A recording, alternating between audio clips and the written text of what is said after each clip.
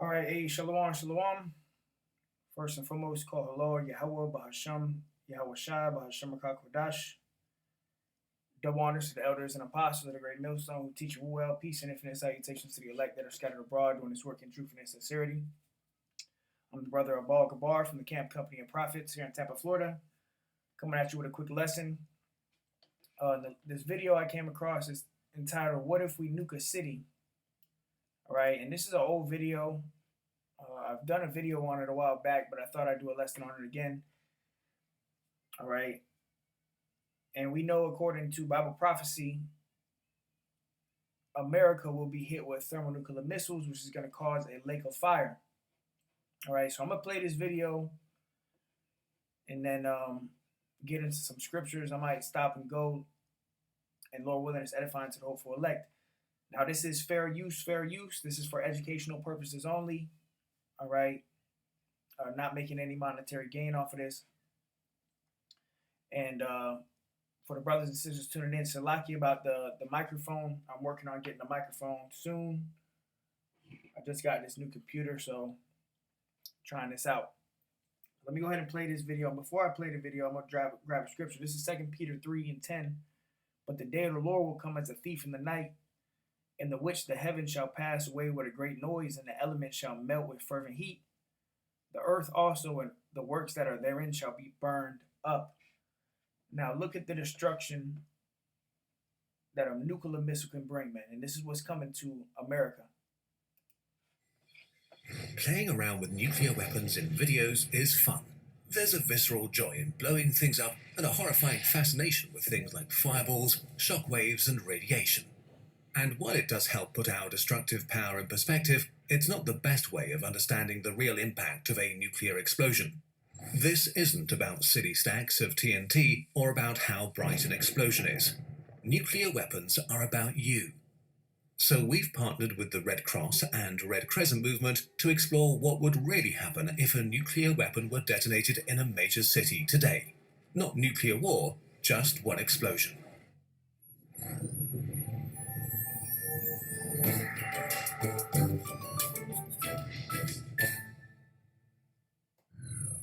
We begin our story in the middle of downtown in a major city.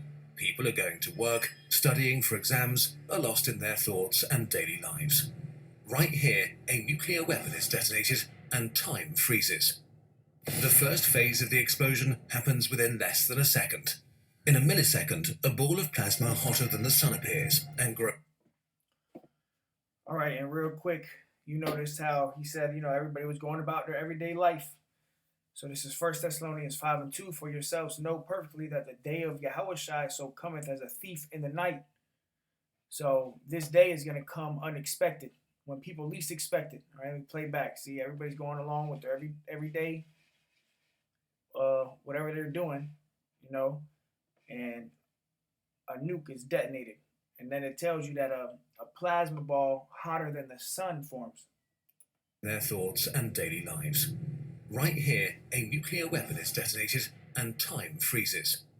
The first phase of the explosion happens within less than a second. In a millisecond, a ball of plasma hotter than the sun appears and grows in a fireball to more than 2 kilometers across. Within this ball, everyone is just gone. Think of water dripped onto a very hot pan. A sizzle, and then there's nothing. Most buildings, cars, trees, tacky sculptures, and people, all evaporated. All the elements shall melt with fervent heat. Okay, this is how Yahushua is going to come back with this fire. All right, the Lord said what? I come to send fire on the earth. Let me grab that real quick. This is the book of Luke 12:49. I am come to send fire on the earth, and what will I if it be already kindled? All right, so the Lord's coming to send fire on this earth, and this is how the fire is coming. Okay, ICBMs. Everything is going to be dissolved. Okay, here in Mystery Babylon the Great, also known as America. Dripped onto a very hot pan. A sizzle, and then there's nothing. Most buildings, cars, trees, tacky sculptures, and people, all evaporated. First, the flash, an intense tsunami of light, washes over the city in an instant. If you happen to have your head pointed in the direction of the explosion, it renders you blind for a few hours. The heat of this light produces a thermal pulse, so energetic and hot that it just burns everything as far as 13 kilometers from the detonation site. What this means is that everything in an area of 500 square kilometers that is able to burn starts burning. Plastic, wood, fabric, hair, and skin. If you happen to be in reach of the thermal pulse, one moment you're on your way to work, the next moment you're on fire. Whew. So I got 2 Peter 3 and 10 in the NLT. It says, "But the day of Yahushua will come as unexpectedly as a thief. Then the heavens will pass away with a terrible noise, and the very elements themselves will disappear in fire, and the earth and everything on it will be found to deserve judgment." Okay, this is Judgment Day that's coming, and we see all the nuclear tension with Putin, China, Iran, North Korea, and every day that goes on, we're one day closer to this major prophecy being fulfilled. But we have one major prophecy before this happens. We got the mark of the beast, which is the digital implantable micro C-hip. All right. If you're not making $158,000 per year, The second phase begins. It happens in a few seconds. Most people will now first notice that something is wrong, but it's already too late for hundreds of thousands. The flash is followed by the shockwave. The heat and radiation of the fireball create a bubble of superheated and supercompressed air around it that's now expanding explosively, faster than the speed of sound, creating winds stronger than hurricanes and tornadoes. Human infrastructure is no match for its power. Most major buildings within a kilometer of the fireball are just ground up down to their base. Only steel-reinforced concrete is able to partially resist the pressure. In the surrounding parks where retirees feed the ducks, trees blackened and smouldering from the heat a second before snap like toothpicks. If you're outside, you get tossed away like a grain of dust in a tornado. The shock wave weakens as it travels outwards, but still, about 175 square kilometers of houses collapse like they're made of cards, trapping tens of thousands of people who didn't have any time to react. Gas stations explode and fires spread throughout the rubble. A mushroom cloud made from the remains of the fireball, dust and ash rises kilometers into the sky in the next few minutes and casts a dark shadow over the ruined city. This violently pulls in fresh air surrounding the city, destroying more buildings and providing an abundance of oxygen. It depends on the city what happens next. If there's enough fuel, fires may turn into a firestorm that burns the rubble, everybody trapped in it, and people trying to flee the devastation. Up to 21 kilometers from the explosion, people just like you rush to their windows to take pictures of the mushroom cloud, unaware that the shockwave is still coming at them, about to shatter their windows and create a blizzard of sharp glass. The third phase begins in the coming hours and days. We're used to the idea that help will come, no matter the disaster. This time is different. A nuclear explosion is like every natural disaster at once. There are hundreds of thousands or millions of people with serious injuries, lacerations, broken bones, serious burns. In the next few minutes and hours, thousands more will die because of these injuries. Countless people are trapped in collapsed buildings like in earthquakes, or blinded by the flash, deaf from the blast wave, and unable to flee through streets impassable with rubble and debris. They're terrified, confused, and don't know what's happened to them or why. Most likely, many hospitals have been leveled along with all the other buildings, and most medical professionals are either dead or injured along with everyone else. The survivors lucky enough to have been in metro tunnels or standing in the right place to be unburned and unhurt won't have truly escaped harm yet. Depending on the type of weapon, where it explodes, and even the weather, an awful black rain can begin, with radioactive ash and dust descending on the city, covering everything and everyone. The invisible, malicious, silent horror of radiation takes its turn. Every breath carries poison to the lungs of the survivors. Over the coming days, the people who receive the highest doses of radiation exposure will die. And right here, by this time, the elect are going to be in that fathership in the chariot, looking down, watching that everybody burn. Okay, and this is the judgment that's coming to Mystery Babylon the Great in different places on the earth, but primarily here in America. Okay, America is going to be completely engulfed in flames, and the scriptures say that this place is going to be destroyed in 1 hour. All right. Be no help, not for hours or maybe even days. Civilization doesn't operate when there is a total breakdown of infrastructure. Roads are blocked, train tracks warped, runways cluttered with rubble. No water, no electricity, no communication, no stores to replenish supplies from.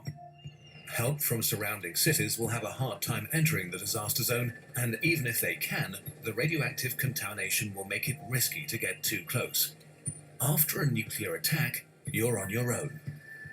So, bit by bit, people emerge from the rubble, on foot, contaminated with radioactive fallout, carrying what little they may have left. They are slow, in pain, traumatized, and they all need food, water, and medical treatment fast. And the damage done by a nuclear weapon doesn't end when the fires burn out and the smoke clears. The hospitals in the neighboring cities are under-equipped for a disaster of this scale and overwhelmed with tens or hundreds of thousands of patients with serious injuries. In the weeks, months, and years to come, many of those who survived will succumb to cancers like leukemia. The ERY. Damn ads. Wants you to think about all this is because there is no serious humanitarian response possible to a nuclear explosion. There's no way to really help the immediate victims of a nuclear attack. This is not a hurricane, wildfire, or earthquake, or nuclear accident. It is all of these things at once, but worse. No nation on Earth is prepared to deal with it. All right, so there you saw it, okay? And I saw that video before, but I thought I'd just do a lesson on it real quick. All right, so let me grab this. This is Zechariah 14 and 12. And this shall be the plague wherewith Yahweh will smite all the people that have fought against Jerusalem. And all these nations, they have fought against Israel. Okay, the true Israelites are the so-called Negroes, Latinos, and Native Americans. And this is the vengeance of Yahweh Ba'ashem Yahweh Shai. This is Judgment Day. Okay, and this video that we saw was just one nuclear detonation. The scriptures say that there's going to be 200,000 ICBMs, the missiles that are going to drop and completely destroy America as a whole. This was just concerning one city. Okay, in the video is titled, "What if we nuke a city?"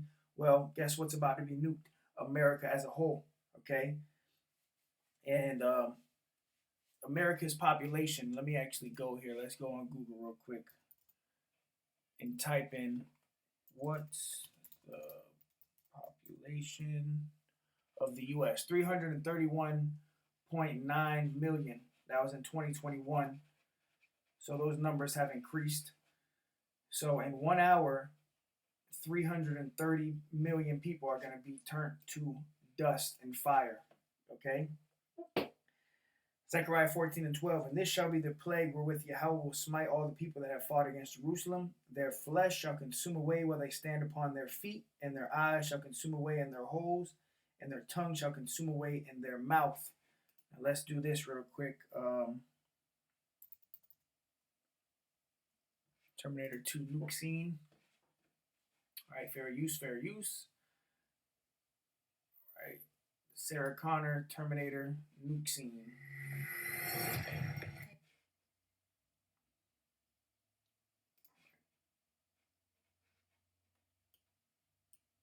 And I'm going to skip to the good part.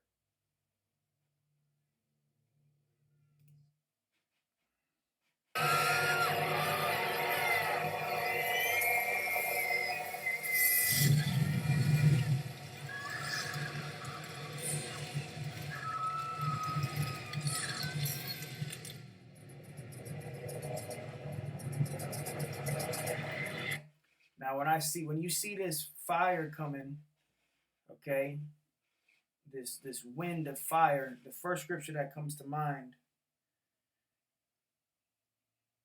is this right here, the besom of destruction. Okay, this is Isaiah 14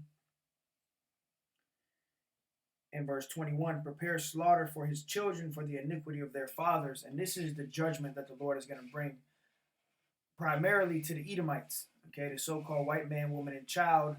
This is the judgment that they're all going to receive, okay, and the other nations, the heathens, and even 2/3 of our own people are going to be caught up in this judgment. But it says, prepare slaughter for his children for the iniquity of their fathers. Okay, you got the Edomites on earth today. They, you tell them about, you talk to them about slavery. They was, oh, well, I never enslaved anybody. I don't have anybody in chains. Well, yeah, your forefathers did. And you got to pay for the sins of your forefathers. All right, so slaughter is being prepared for you for the iniquity of your fathers. All right, it says that they do not rise nor possess the land nor fill the face of the world with cities. For I will rise up against them, saith Yahweh of hosts, and cut off from Babylon the name, the remnant, and son and nephew, saith Yahweh. I will also make it a possession for the bittern and the pools of water, right? Because America is going to be turned into a giant desert, okay? And it's going to be inhabited by different birds and lizards and serpents and snakes. Nobody is going to dwell in America after this destruction. The only thing that's going to be here is different creatures, okay, land creatures and fowls of the air. That's why the Lord said, I will also make it a possession for the bitter. What? Babylon as a whole, America as a whole, is going to be a possession for different animals. The bittern, when you go to the understanding of a bittern is a bird, okay? Let me do this real quick.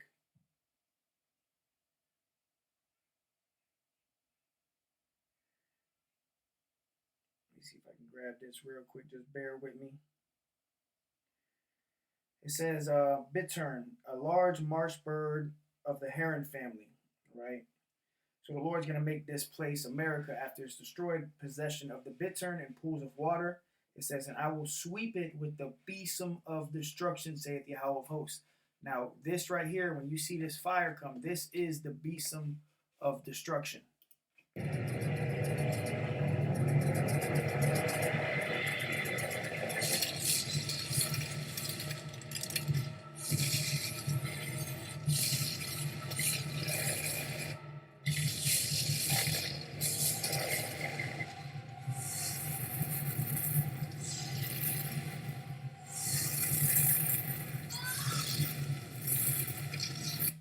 All right, you see how everything was turned to dust. Esdras described this destruction that's coming from the nuclear missiles and the chariots. And he said that after this destruction, all he could see was dust and smell of smoke. All right, and that's what's coming. All right.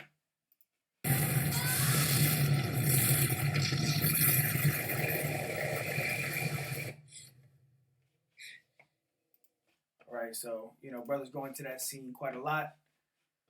But yeah, so get ready, and how are we getting ready? We're getting ready spiritually.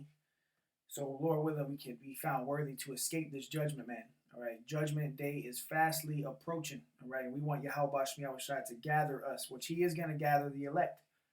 But real quick, this is Revelation 11 and 14. The second woe is past, and behold, the third woe cometh quickly. And woe represents death and destruction. And this right here, when we talk about the nuclear destruction, this is the second death. All right, the first death was the time of Noah's ark, when the Lord flooded the earth. This time, the Lord is going to flood the earth with fire. All right, the second woe has passed, and behold, the third woe cometh quickly. This third woe, these three woes are the world wars. All right, in World War III, this war is going to be fought with burning and fuel of fire by way of these ICBMs. Let's grab that real quick.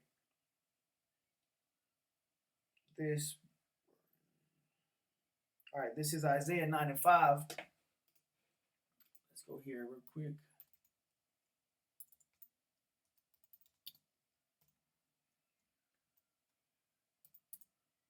All right, the book of Isaiah 9 and 5, it says, for every battle of the warrior is with confused noise and garments rolled in blood, but this shall be with burning and fuel of fire. So this war we're entering into, World War III, is going to be with burning and fuel of fire. All right? The Lord said he's coming to send fire on the earth. All right, and how he's going to do that is these ICBMs. All right, this is going to be a time of trouble like never before seen on this earth, but the elect will be gathered and saved. Let's prove that real quick. This is Matthew 24 and 30. Let me pull it up here. 30. All right, it says, I'm going to start at 29. It says, immediately after the tribulation of those days shall the sun be darkened, and the moon shall not give her light, and the stars of heaven shall fall from heaven, and the powers of the heavens shall be shaken. And then shall appear the sign of the Son of Man in heaven, okay, Yahweh Shai, in that fathership. And then shall all the tribes of the earth mourn, and they shall see the Son of Man coming in the clouds, all right, the chariots of heaven, with power and great glory. And he shall send his angels with a great sound of a trumpet, and they shall gather together his elect from the four winds, from one end of heaven to the other. All right, so the elect are going to be gathered into the fathership, okay, into that fathership. Grab this. Revelation.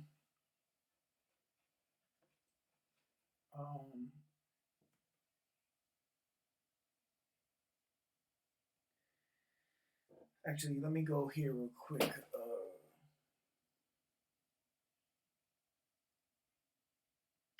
The book of Revelation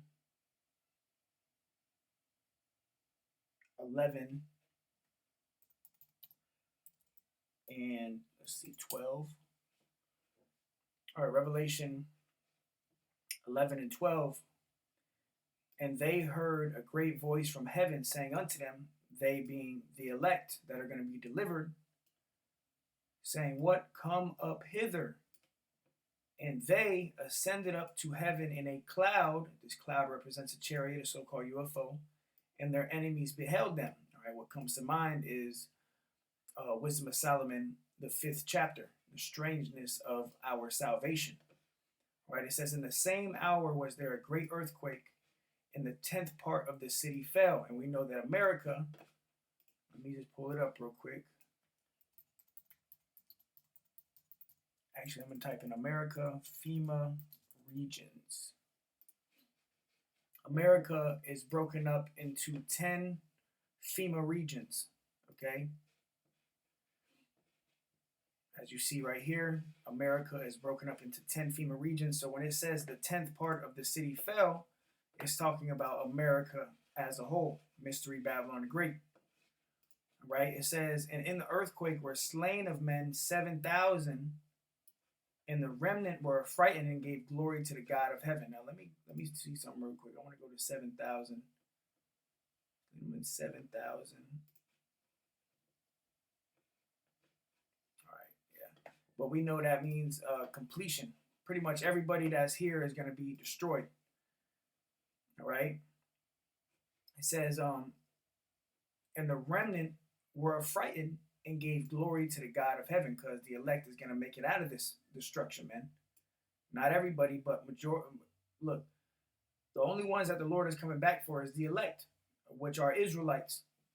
All right, you read that in Revelation, the 7th chapter, the 144,000. All right, right here you see it, the 144,000, and Revelation 7 and 4. And I heard the number of them which were sealed, and there were sealed 144,000 of all the tribes of the children of Israel, which this 144,000 is all men.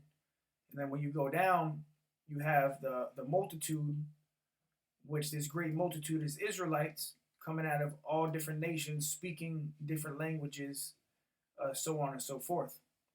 All right. So yeah, I just wanted to go into this real quick. I'm giving this new computer a test run. And Lord willing, it was edifying to the hopeful elect. The destruction that's coming is going to be, devastating. And we're praying and hoping that Yahweh Bashem Yahweh Shai have mercy upon us, man. All right. So great and terrible are the judgments of the Lord. Repent and continue to fight a good fight of faith. All right. Until next time, I say shalom.